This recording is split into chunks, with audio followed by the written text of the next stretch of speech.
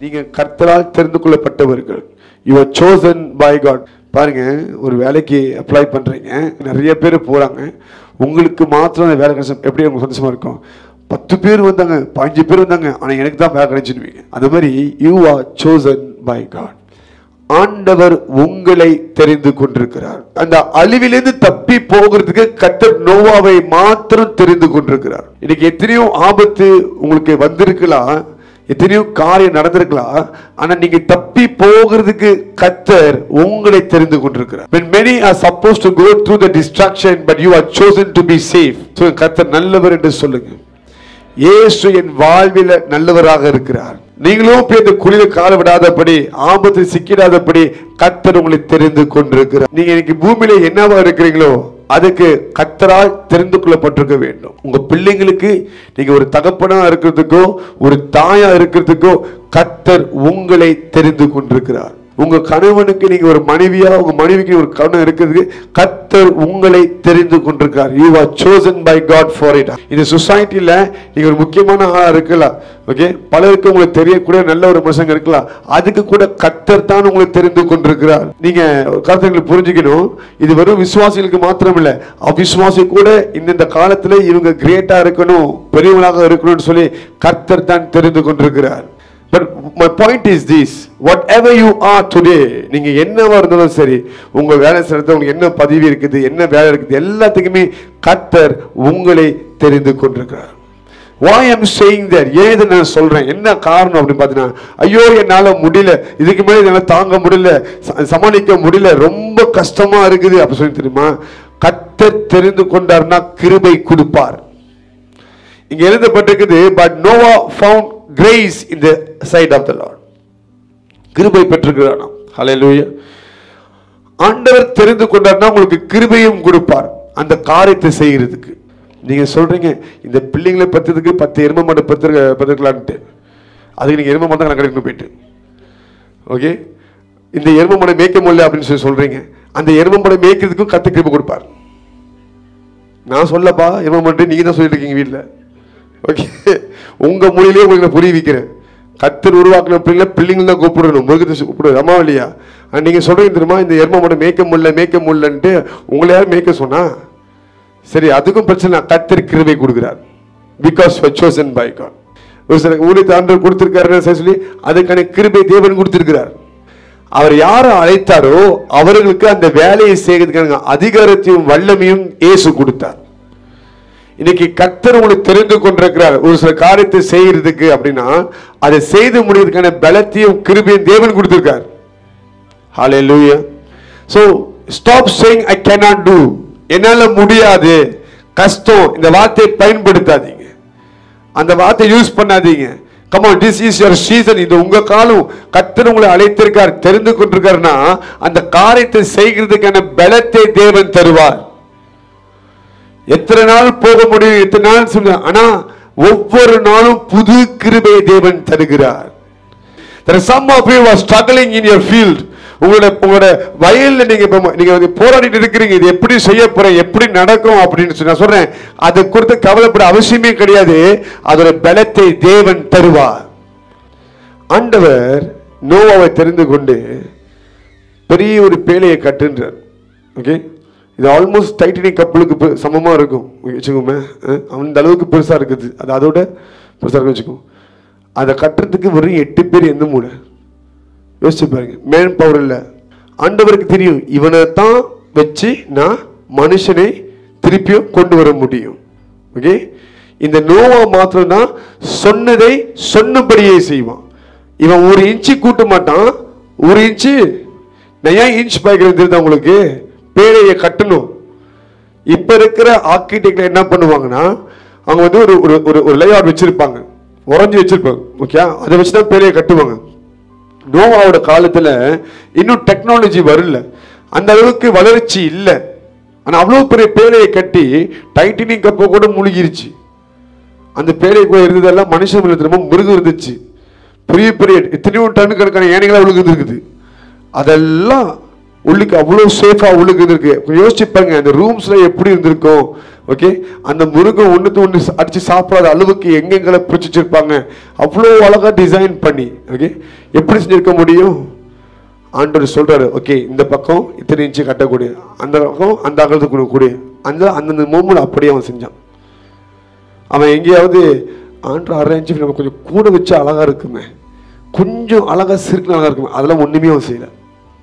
தேவன் சொன்னதை சொன்னபடி வெட்ட சொன்னா நீங்க கட்டிட்டு வந்துடுறீங்க, கட்ட சொன்னா வெட்டிட்டு வந்துடுறீங்க. ஆனா நோவா அப்படி இல்லை. சொன்னதை 1 இன்ச்சு கூட்டாம 1 இன்ச்சு குறைக்காம. Let me tell you something. You are chosen by God because God wants you to be obedient to Him. நீங்க அவருக்கு கீழ்ப்படிய வேண்டும் சொல்லிதான் கர்த்தர் உங்களை தெரிந்து கொண்டிருக்கிறார். ஆபிரகாம் ஆண்டவர் சொல்றாரு இந்த மாதிரி, ஆபிரகாம் நான் இதோ உனக்கு காமிக்கிற இடத்துக்கு நீ போ, நான் உன்னை ஆசீர்வதித்து பெரிய ஜாதியா மாத்துவேன், உன் பெயரை நான் பெருமைப்படுத்துவேன், இதெல்லாம் ஆண்டவர் சொல்றாரு. இப்ப ஆண்டவர் காமிக்க இருக்க இடத்துக்கு போடுறாரு. நான் அன்னைக்கு காமிச்சேன் அந்த இடம் அப்படி சொல்றாரு. எங்க போக போறனே அவனுக்கு தெரியுது. அங்க எழுதப்பட்டிருக்குது, ஆபிரகாமும் தேவன் சொன்னபடியே புறப்பட்டு போனான்னு போட்டிருக்குது. போகிற பாதையில தான் ஆண்டு அடுத்தது என்னன்னு சொல்றேன். இதுதான் பெரிய கஷ்டம் நம்மளுக்கு. இன்னைக்கு கர்த்தர் உங்கள்கிட்ட வந்து பேசினார்னா நீங்க முடிவை கேட்பீங்க. சரி இதெல்லாம் செஞ்சா நீ எங்க போய் நிப்பாட்டுவீங்க, நீ எங்க போய் சேருவேன், என்ன ஆகும், முடிவை பார்த்து தான் நீங்க இறங்குறீங்க. ஆபிரகாம் அப்படி இல்லை. ஆண்டவரும் அப்படிப்பட்ட ஆட்களை எதிர்பார்க்கல. ஆண்டவர் போன்னு சொன்னே ஆண்டவர் போ சொன்னாரா நம்ம போவோம், நம்ம ஒண்ணு கீழே கேட்க வேண்டாம். போகிற பாதையில தான் அவனுக்கு தெரியும் எங்க போய் சேரணும், என்ன ஆக போகுதுன்னு சொல்லி. even if it is going to cause you, exhaust you, you just have to obey. அது உன்னை எக்ஸாஸ்ட் பண்ணலாம், உன்னை அப்படியே அரைச்சி எடுக்கலாம், என்ன வேணாலும் ஆகலாம். ஆனா கர்த்தர் சொன்னார் இல்லையா, நம்ம போய் தரோம். அதுக்கான பலத்தை தேவன் கொடுப்பார். நான் பார்க்கிறேன் அந்த பலத்தை, அந்த கிருபையை நான் பார்க்கிறேன். நான் வெறும் ஊழியத்துக்கு மாத்திரம் சொல்லுகிறேன், உங்கள் வாழ்க்கைக்கு சத்தனை பேசிட்டு இருக்கிறேன். If God gives you a child, கர்த்தர் உங்களுக்கு ஒரு பிள்ளையை கொடுத்துருக்காரு, அந்த பிள்ளைக்கு ஒரு குறை இருந்தா கூட அது பார்க்கிறதுக்கான கிருபையை தேவன் உனக்கு கொடுத்திருக்கிறார். You are chosen by God for it. நீங்க வேலை செய்யற இடத்துல ஒரு பெரிய டஃப்பான சிச்சுவேஷன் இருக்கலாம், பெரிய ஒரு சவால் இருக்கலாம், உங்களோட எஜமானுக்கு உங்களுக்கு ஒத்தே வராம இருக்கலாம். அப்படிப்பட்ட ஆட்களை சமாளிக்கிறதுக்கு கூட கர்த்தர் கிருபை கொடுத்திருக்கிறார். Enough of running away from the problems. Enough. பிரச்சனைகளை விட்டு ஓடுறதை நிறுத்துங்க. முதலாவது நீங்க பாருங்க, வரும் பொழுது இப்பெல்லாம் பாத்தீங்கன்னா ஒரு கிடியாரமா இருக்கட்டும், போனா இருக்கட்டும், ஒரு சட்டையா இருக்கட்டும், வரும் பொழுது வாட்டர் ப்ரூஃப், வாட்டர் ரெசிஸ்டன்ட், நம்ம அதை பார்த்தா வாங்குறோம். ஆமாவா இல்லையா? அப்ப மழை பெஞ்சாலும் ஈரமாகாது, தண்ணி விழுந்தாலும் வீணாகாது, இதெல்லாம் பார்த்தா வாங்குறோம். வரும்போது is building, it is building. அந்த சிஸ்டம் எல்லாம் உள்ளுக்கு இருக்குது, வீணாகாத அளவுக்கு. மனுஷனை இவ்வளவு தரமா செய்யணும்னு நினைக்கும் பொழுது கர்த்தர் உங்களை எப்படி உருவாக்கி இருப்பார். Your anointing is not to empower people, it is also to resist the attack. உங்க மேல இருக்கிற அபிஷேகம், கிருபை, அது வருகிற தாக்குதலை எதிர்க்க முடியும், ஷீல்ட் பண்ண முடியும். You are built in such a way. கர்த்தர் உங்களை அதுக்காகவே செருக்கி எடுத்திருக்கிறார், டிசைன் பண்ணி இருக்கிறான்னு சொல்லுவேன். நீங்க மாம்சத்துல மோதிட்டு இருக்கிறீங்க, என்னால முடியல, இது என் திராணி இல்லை, என்னால கஷ்டம். I'm telling you, you are stronger than what you are thinking of yourself. நீங்க உங்களை குறித்து போட்டிருக்க கணக்கை பார்க்கிலும் கர்த்தருக்கு தெரியும் நீங்க யாருன்னு. உங்களுக்கு பிறப்பிலேயே ஒரு பலன் இருக்குது, ஒரு பலன் இருக்கு, அதனோடு சேர்த்து அசாதமான வல்லமை ஒன்று இருக்குது. You have an extraordinary power on you. அத்தனை பேர் அழிய இருக்கிறாங்க, ஆனாலும் நோவா மாத்திரம் கர்த்தரோட பார்வையிலே கிருபை பெற்றான். ஏன் ஆண்டவர் தெரிந்து கொண்டார் தெரியுமா? ஏன் தெரியுமா? நீங்க சூப்பரான ஆளு கிடையாது, வண்டர்ஃபுல்லான ஆளு கிடையாது, worst upon the worst. அதான் உங்களை சூஸ் பண்ணியிருக்கிறார். எதெல்லாம் ரிஜெக்டட், எதெல்லாம் தூக்கி எறியப்பட்டிருக்கோ அதை தான் ஆண்டவர் சூஸ் பண்ணியிருக்கிறார். If you ask me, நான் எப்படி நம்புறது பாஸ்டர் ஆண்டவர் நீ சூஸ் பண்ணிருக்கேன், இதெல்லாம் இருக்குதா, நம்மள பலவீனமான ஆட்கள், ஆமாவா இல்லையா? அதான் ஆண்டவர் சூஸ் பண்ணியிருக்கிறார். Look at your life, look at your background, look at your past, you know you are chosen or not. ஆண்டவர் உங்களை சூஸ் பண்ணிருக்காரா இல்லையா இதுலயே உங்களுக்கு தெரியும். அற்பமா எண்ணப்பட்டவர்கள். இப்ப ஏன் ஆண்டவர் சூஸ் பண்ண தெரியுமா? உங்களை வேடிக்கை பொருளாக மாத்துறதுக்காக கிடையாது. இந்த பாத்தியா இதுதான் பைத்தியம், பாத்தியா அவங்க காமிக்கிறது கிடையாது. இந்த பைத்தியத்தை ஞானியாய் மாத்தணும், இந்த பலவீனமான பாத்திரம் பலனுள்ள பாத்திரமாய் மாத்தணும். இந்த அற்பமா எண்ணப்பட்ட இந்த பாத்திரத்தை உயர்த்தி முக்கியமான ஒரு மூளைக்கல்லாக மாற்றணும். அதுக்கு தான் கர்த்தர் தெரிந்து கொண்டிருக்கிறார். God choose you in your lowest point. உங்களை தாழ்வே கர்த்தர் தெரிந்து கொண்டு உங்களை உயர்த்தி நிறுத்துகிறார். That is the reason I'm telling you. ஆண்டு தெரிந்து கொண்டார்னா கிருபையை கொடுக்கிறார். பாருங்க, நீங்க நினைக்கிறீங்க, ஓகே, நான் இந்த அடுத்த மாசம் சம்பளம் எடுத்துன்னு என் முடியை நான் போய் ஸ்ட்ரெயிட் பண்ண போறேன்.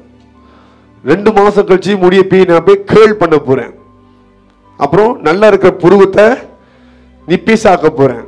நிப்பீஸா இருக்கிற புருவத்தை மேல ஃபுல்லா வலிச்சது மேல உடஞ்சிருவேன். நீங்க சூஸ் பண்றீங்க. என்ன பண்றீங்க? உங்க அழகை நீங்க சூஸ் பண்றீங்க. நீங்க பிறக்கிறதுக்கு முன்பாகவே கர்த்தர் நீங்க எப்படி இருக்கணும், என்ன கலரு, என்ன சைஸ், என்ன ஹைட், எல்லாத்தையும் கர்த்தர் தெரிந்து கொண்டிருக்கிறார். It's not your choice, I'm telling you. It's not your plan. It's God's plan.